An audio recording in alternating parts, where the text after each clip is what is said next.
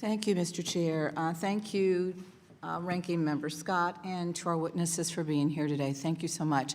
I don't have any formal questions for you today, but I do have some things I just kind of like to say. I do want to say that Congress and the Trump administration should be doing more to lower costs and improve our students' outcomes, as many of you have just already expressed. However, the actions taken by my Republican colleagues are only increasing costs for students and families and making it more difficult for them to succeed in school and at work. Instead of making financial aid more accessible for students who are raising families or working to put themselves through school, House Republicans voted to exclude part-time students from financial aid programs like Pell. Instead of making it easier for students with disabilities to get around campus and to graduate on time, they have gutted offices and programs at the Department of Education that students rely on, like the Office of Civil Rights and the Institute of Education Sciences, also known as IES. In February, President Trump and Secretary McMahon canceled the Charting My Path for Future Success programs at IES, a study that served over 1,600 disabled students and their families across 62 high schools, including Paulding County in my home state of Georgia.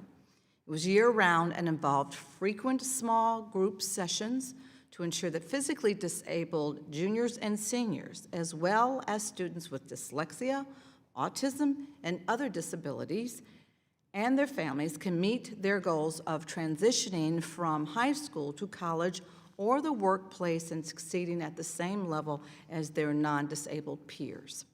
Unfortunately, students with disabilities are less likely to graduate college or be gainfully employed after high school. But it doesn't have to be this way. Seeing your child grow up to thrive, that is the goal of every parent. And it takes on another level of significance when your child has a condition that makes getting around or learning more difficult. It takes a different level of commitment to ensure that they can reach the potential that every parent wants to see fulfilled in their kids, to give parents the peace of mind that their child will be okay when mom and dad aren't around. The Charting My Path program spent $25 million taxpayer dollars to actively recruit teachers and families to participate. What was supposed to be a once-in-a-lifetime opportunity for families became just another broken promise from this administration. On this poster, you can see the exact email that was sent out to parents in the middle of the school year. It says, "The federal funding provided by the Department of Education for this initiative has been discontinued immediately, and our district can no longer continue the Charting My Path study activities." When I showed this email to the Secretary during her appearance before this committee last year or earlier this year, she couldn't even remember the program. That's how little our students' futures mean to her and to this administration. Making the dream of living independently with a disability a reality, providing the peace of mind that your child really is going to be okay when you're no longer around, those things mean nothing to this secretary and to this president. Let me be very clear. There's nothing innovative about canceling programs in the middle of the school year without any say from parents. There's no innovation in wasting $25 million taxpayer dollars only to let hundreds of families down after you promised to be there for them.